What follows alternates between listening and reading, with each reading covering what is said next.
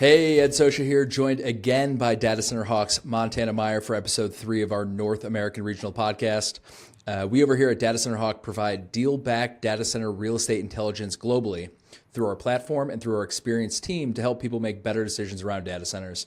So we wanted to use today's episode to discuss future opportunities in North America, some of the deal structures we're seeing, and where we're seeing these deals take place. So everything from turnkey and modified gross deals to yields on cost, shell deals, and everything in between. Montana, thanks for joining me. Good to be back, Ed. Let's dive in. Let's do it. So let's start with top of mind growth trends that are taking place across the North American data center market. Let's focus on the deal structures. So to edify some of the folks that may not have a lot of experience on the leasing side, what has been the most common deal structure we've seen historically? Yeah, historically, it's going to be your turnkey data center lease. So it's a modified gross plus E. The infrastructure is in place, like the UPS systems, generators, and the user is going to come in and take that space. There may be a shell deal here and there, like a market in Northern Virginia, but that's not as common as, what we're starting to see today. Sure, and that I think it's important to comment on that plus E. So modified gross is that agreed upon asking rate between the provider and the tenant, and then that E is the monthly electric cost or energy cost that they're billed for. So if you're talking 100 megawatt data center, that electricity bill adds up really quickly. But to take it back to what Montana was saying, for those watching, datacenterHawk has some great video content around these different deal structures. I'd encourage you to go check out David Liggett and Mike Netzer's video on our YouTube page. They explain them a bit further, and we'll link that video below. But Montana, back to you. What are we seeing now? I mean, are we still continuing to see these modified gross deals get signed? Or are we seeing an emergence of maybe some new deal structures taking place? Talk to me about that. Yeah, we are continuing to see a turnkey deal get done. But we are starting to see more shell deals, more yield on cost deals. And I think that's kind of driven by two different things. One is the lower vacancy rates. So, North America, I think aggregated is like sub 3%. It's getting lower in some markets. There's multiple markets hovering around the 1% range, like Atlanta, Dallas, Northern Virginia, sub 0.5%. And then the other thing is the large requirements that some of these users are bringing to the market.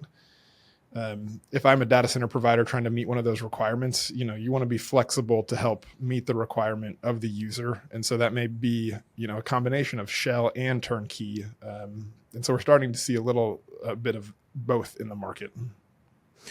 So do you think that signals to any sort of shift in the, landlord or tenant favorable market scenario? Yeah, totally. It's totally a landlord favorable market just because there's not a ton of available supply, especially in the size that some of these requirements are coming to the market. So if like a 6 megawatt deal may not be able to find a great spot in the market because some of the hyperscale users are taking up multiple buildings on a campus at a time. And so there's just not a space for requirements to land. And so it helps on the hyperscale user side of things, if they can do a shell deal, because then they can, speed up their time to market and control a little bit more of the development, whatever their requirement is, whether that's liquid cooled, air cooled, a combination of the two, they have more control over that. Got it. Thank you for that, Montana. I guess my next question would be around the opportunity. So as we begin to see more of these shell deals and yields on cost take place, I guess, where do you see the potential opportunity for folks? Yeah, a lot of people want to be in the space right now. And I think there's two different groups of people. There's people who are already in the space and then those looking to get into the space. The people already in the data center space, those providers, there's an opportunity if you have a land site that has power, and you want to do a turnkey deal, maybe you're flexible and you do turnkey, but you work with the user and also do some shell deals. There's also plenty of opportunity for vendors. So that's, your electrical systems, your staffing agencies, your power providers. More and more people are needed to help build out the data center industry. I think on the staffing side of things, we've talked about it, but getting people to a state like Northern Louisiana or West Texas, getting people to those places is not an easy task. And so, not only getting the people there, but also having the infrastructure in place, whether that's a UPS system or, cabling. Mm-hmm. So, we're tracking all this on our site. And so people can go see, where is the development starting to occur. And hopefully, that can inform some of their decisions. For people looking to get in the space, there's a lot of groups that, they're not going to step in and do a turnkey deal. And so there is an opportunity potentially for shell development. That's still hard. It's not an easy thing to just step in and develop a shell. So that maybe they go on the land route or the powered land. But they're probably going to start, if they're going to build a data center, doing a shell lease rather than a full turnkey lease. And then all this development, regardless of what stage you're at, cost a lot of money. And so capital is needed. And so there's plenty of investors who could partner with a data center provider to, build out a site or a campus, and, ultimately get some return once that lease is signed and active. Great insights as always, Montana. That's good stuff. Let's maybe shift the focus a little bit to more of a market-specific focus. So how does the breakdown of hyperscalers building their own data centers versus leveraging a third party differ from market to market? And, maybe we start with tier one markets before we move to secondary and tertiary markets. Yeah, there's, I think, a couple different ways you can look at this. Different markets obviously are going to bring different dynamics. So, Northern Virginia, there's hyperscale users have just under 4 gigawatts of owned capacity that they are operating. But then there's an additional just under 4 gigawatts of capacity that they've either leased or pre-leased. But, if you compare that to a large market like Dallas, the hyperscale footprint is almost entirely leased. There is some self-build campuses, but, a majority of that's going to be leased. And then, you look at some of these other markets, outside of Northern Virginia that have a lot of planned capacity.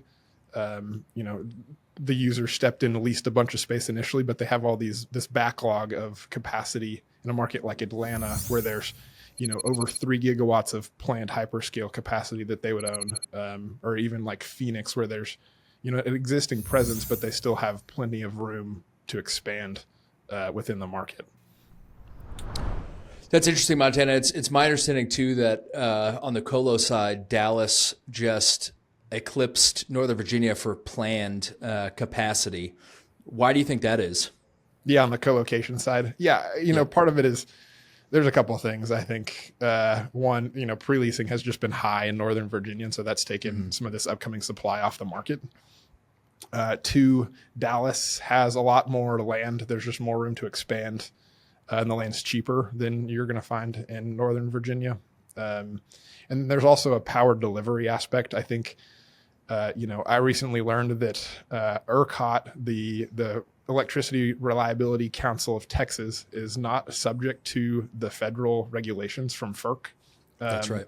And so they're able to, a group like Encore can build out transmission lines faster because they're not having to go through some of the federal regulation process. And so that can, save, 12 months off of a transmission project and bring power to a new site faster than, in another state.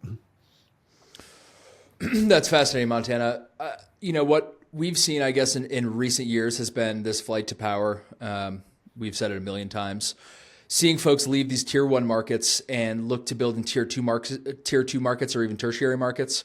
How do you think this sort of changes the build dynamics? Or maybe said differently, are we seeing more shell developments take place in tier two and emerging markets?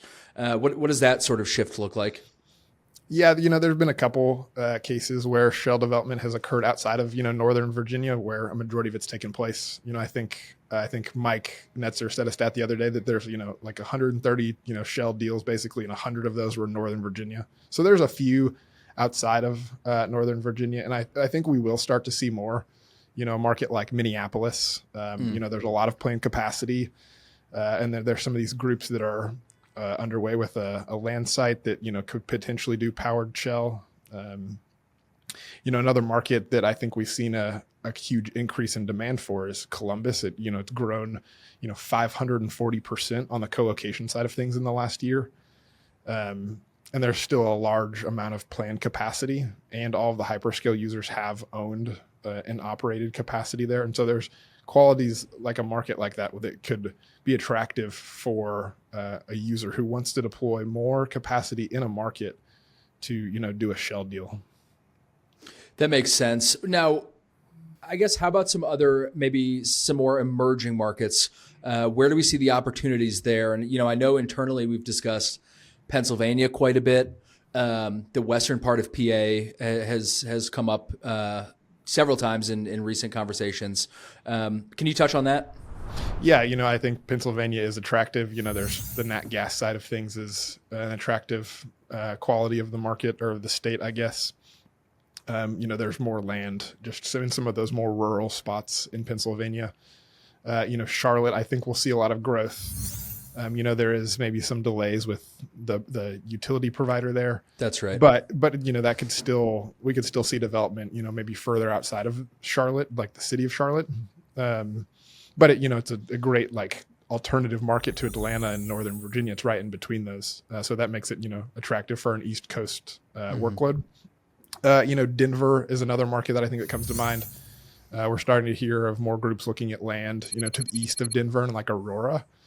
That they haven't necessarily passed that tax incentive bill that, I think we thought would get passed. And so I think, if something like that did pass, it would make it attractive, as we've seen development occur where some of these tax incentives have passed. But, a lot of those data center companies are headquartered in Denver. And so, you'd think that at some point we'll start to see more development, and we will in the next, 2 years. Yeah, I think the bill you're talking about is Senate Bill 24-085, which my understanding is it failed last April here in Denver.